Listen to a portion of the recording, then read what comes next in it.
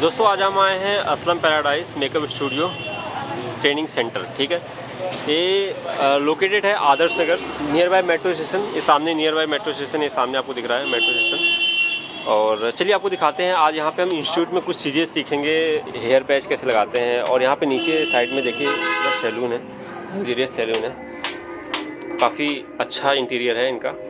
चलिए अब ऊपर चलते हैं और दिखाते हैं आपको सारी चीज़ें।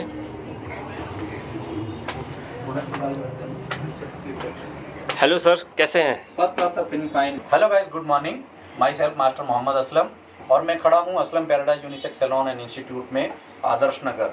और आज हमारे पास मोनू भाई आए हैं, पंकज भाई, जिन्होंने हमसे कहा सर आप कोई काम कर रहे हैं, मुझे इसके बारे में कुछ नॉलेज दे सकते हैं। तो हमने इनको कहा आज हम हेयर पैच के बारे में बात करेंगे। हम हेयर पैच की क्लास कर रहे हैं। तो इन्होंने कहा सर मैं आपकी हेयर पैच की क्लास को बहुत अच्छे से लोगों के साथ शेयर करना चाहता हूं कि लोगों को अच्छे से नॉलेज मिल जाए कि लोग हेयर पैच से घबराते बहुत हैं, उनकी बहुत सारी क्वेरीज होती हैं, क्या आपकी क्लास में आकर मुझे वो नॉलेज मिल सकती है। तो मैंने इनको इनवाइट किया, सर पंकज जी आप बिल्कुल आइए, डेफिनेटली मैं कोशिश करूंगा जो मेरे पास नॉलेज है थोड़ी बहुत मैं आपके साथ शेयर कर दूं। तो ये आज आए हैं Aslam paradise unisex salon institute Adarsh Nagar में, जहां पर हम दे रहे हैं हेयर पैच के लिए एक क्लास।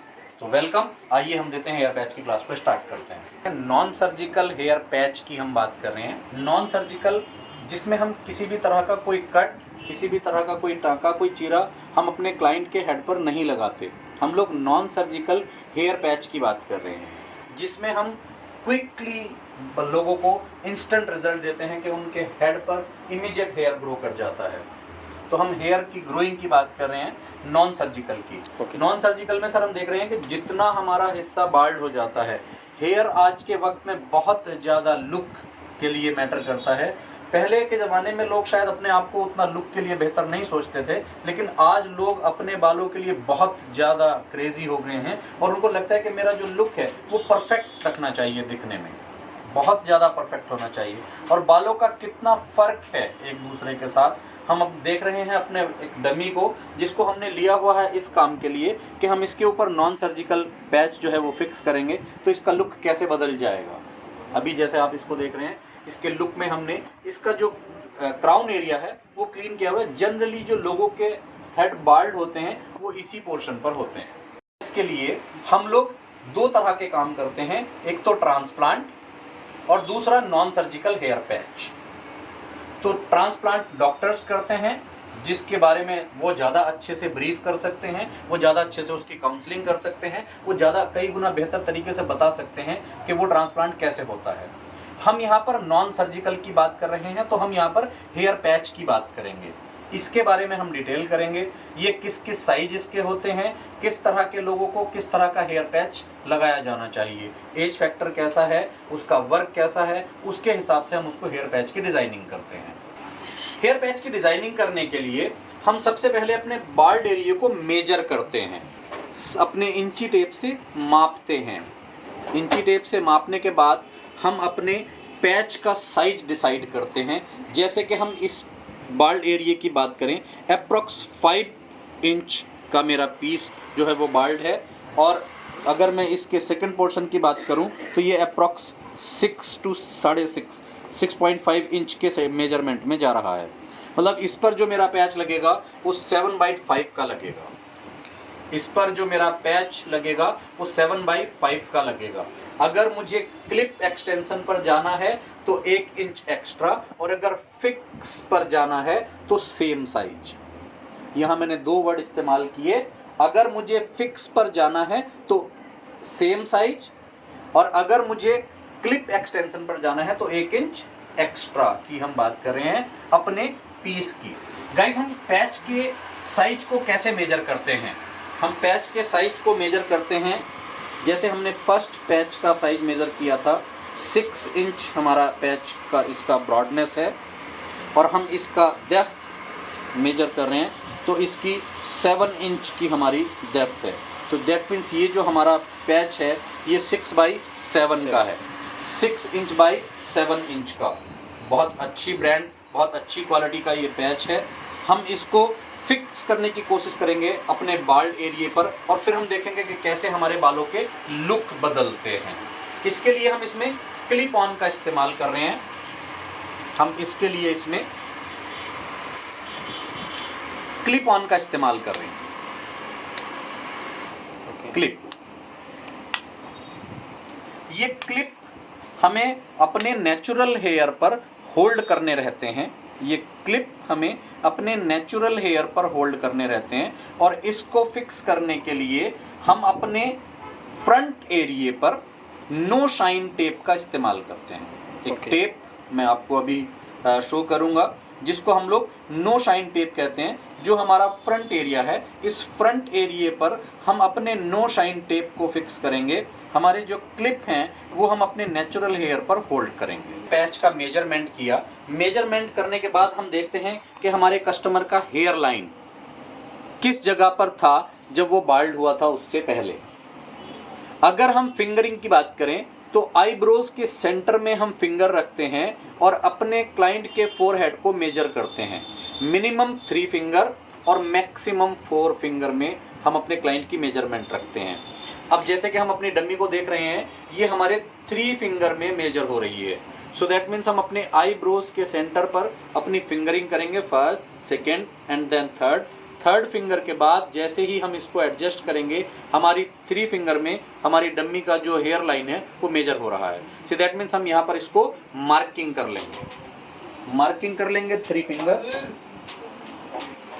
हम मार्किंग कर लेंगे 3 फिंगर। मार्किंग 3 फिंगर मतलब हमारा जो हेयर लाइन है कस्टमर का वो एग्जैक्ट इस पोर्शन पर है।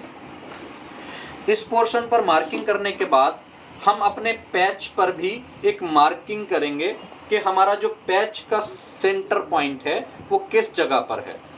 हमने इस पर भी एक मार्किंग कर दी।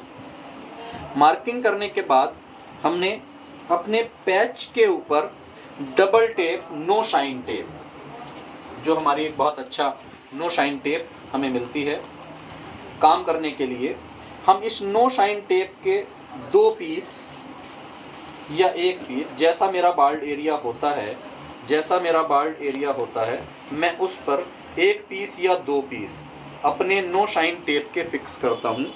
और पीस फिक्स करने के बाद मैंने अपने पैच को किया उल्टा, मैंने रिलीज़ की नो शाइन टेप, मैंने रिलीज़ की नो शाइन टेप, मैंने रिलीज़ की नो शाइन टेप और मैंने नो शाइन टेप को अपने पैच के ऊपर, पैच के बेस पर फिक्स किया। परफेक्ट इसकी फिक्सिंग के बाद मैंने इसके जो साइड्स हैं वहाँ पर भी मेरे एक छोटे पैच के ब्रिक्स लगे होते हैं, मैंने उसको भी क्लीन किया और अपने नो शाइन टेप के ऊपर वाले रैपर को भी क्लीन किया। अब ये जो नो शाइन कहा क्यों गया है, इसको नो शाइन इसलिए कहा गया है कि ये टेप यहाँ पर लग गई है लेकिन आपको किसी भी तरह से विजिबल नहीं हो रही होगी। इसको नो शाइन इसीलिए कहा गया है कि जिस वक्त ये हमारे हेड पर लगती है तो एक तो फिक्सिंग बहुत अच्छी आती है, दूसरा इसकी विजिबिलिटी नहीं है बिल्कुल भी। विजिबिलिटी ना के बराबर होने की वजह से हम इसको नो शाइन कहते हैं कि ये टेप यहाँ पर है ऑलरेडी लेकिन अपनी प्रेजेंटेशन नहीं दे रही है। परफेक्ट पैच को फिक्स करने के लिए हमने अपना जो सेंटर पॉइंट था और हमारे मॉडल का जो सेंटर पॉइंट था, हमने उस हिस्से पर अपने टेप को फिक्स कर दिया। दैट आफ्टर हम अपने पैच को दोनों तरफ प्रेस करते हुए हमने अपने पैच के क्लिप को लॉक किया, दोनों साइड्स के क्लिप को लॉक किया और इसी तरह से प्रेस करते हुए हम इसको अपने नेप एरिया पर ले गए और हमने वहाँ पर भी अपने क्लिप को लॉक किया। दैट आफ्टर अब आप हमारे मॉडल का लुक जो है वो महसूस कर रहे होंगे कि ये बाल्ड कैसा लग रहा था और आफ्टर हेयर इसका लुक जो है वो कितना ज़्यादा बदल गया है। मर्चिंग की बात रह जाएगी कि मेरे मॉडल के जो हेयर का कलर है वो क्या है और पैच का कलर क्या है, तो फिर हम इसको कलर से मर्ज करेंगे। कलर की मर्जिंग के बाद हमारा जो लुक है वो कई गुना ज़्यादा परफेक्ट हो जाएगा। लेकिन अभी अगर आप देखेंगे, अगर अभी आप इसको देखेंगे तो अभी देखने के बाद आप इसमें महसूस करेंगे कि कितने चेंजेस हमारे आ गए बिफोर एंड आफ्टर के। कॉम करेंगे बहुत अच्छे से, कॉम करेंगे बहुत अच्छे से, कॉम करेंगे, हेयर स्टाइल क्रिएट करेंगे, हेयर स्टाइल क्रिएट करेंगे, बालों की मिक्सिंग करेंगे, बालों की मिक्सिंग करेंगे, नीचे वाले बालों को ऊपर वाले बालों के साथ मिक्स करेंगे। ये पैच मेरा ऑलरेडी कटा हुआ है, मेरे पास जो फ्रेश पैच आता है उसकी जो लंबाई होती है वो काफ़ी लंबे होते हैं, लगभग 6-7 इंच के होते हैं। हम उसको अपने क्लाइंट के बेस के हिसाब से मर्ज करते हैं, अपने क्लाइंट के बेस के हिसाब से हम उसको मर्ज करते हैं और फिर हम अपने बालों से अपने मॉडल के लुक को चेंज होता हुआ देखते हैं। ये इस तरह से हम हेयर पैच को फिक्स करते हैं ताकि हमारे जो मॉडल्स हैं उनके जो लुक हैं वो काफ़ी ज़्यादा देखने में चेंज आ जाए। Sir I have one question. Yes, क्या हेयर पैच लगाने के बाद हम ऑयलिंग कर सकते हैं?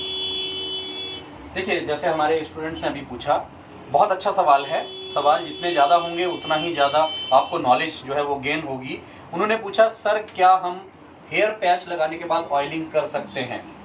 दो तरह के पैच हम यहाँ पर हमने बात की थी अभी, एक फिक्स ऑन की और एक क्लिप ऑन की। ये जो पैच हमने लगाया है ये क्लिप ऑन है, ये आपको डेली रिमूव करना है, आप इसको लेकर सो नहीं सकते।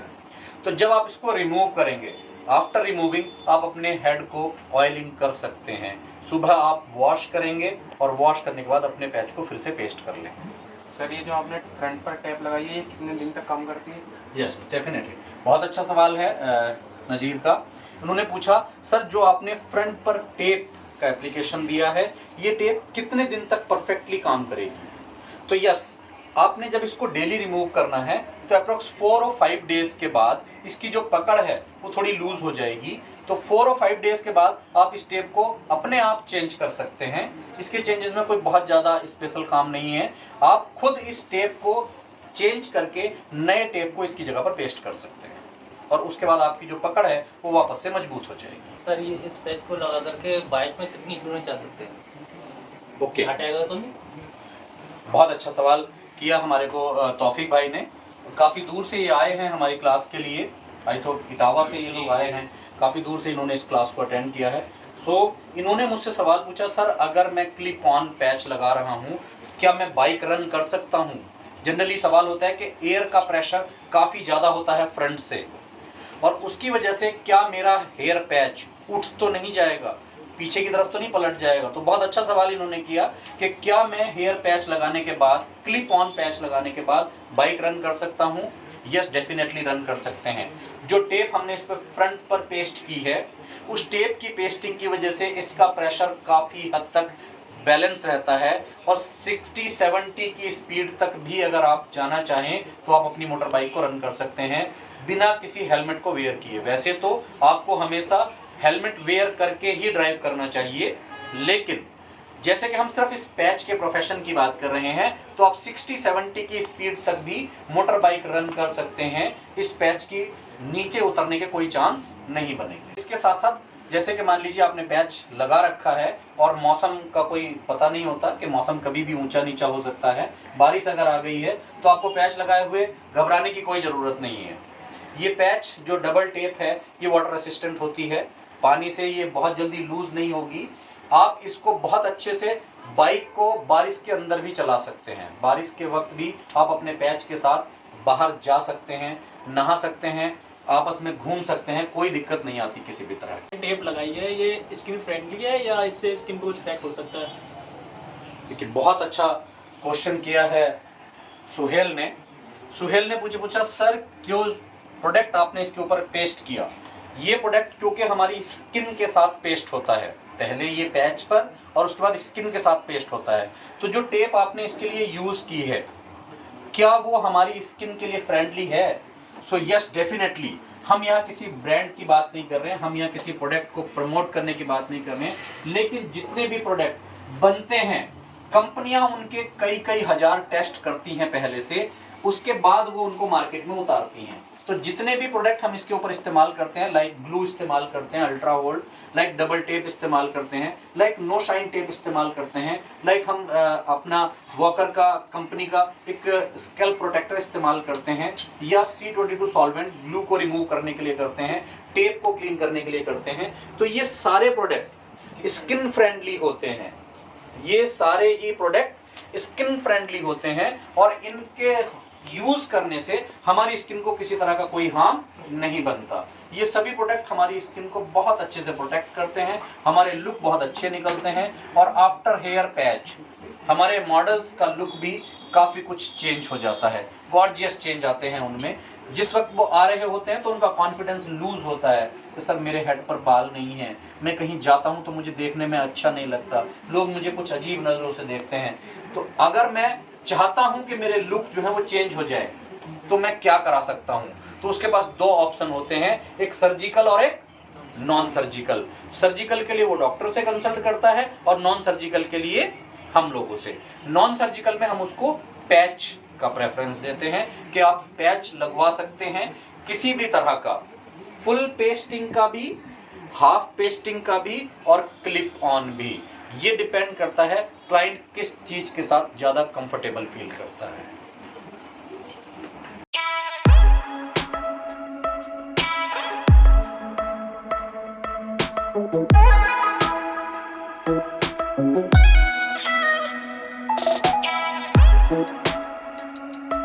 Thank you.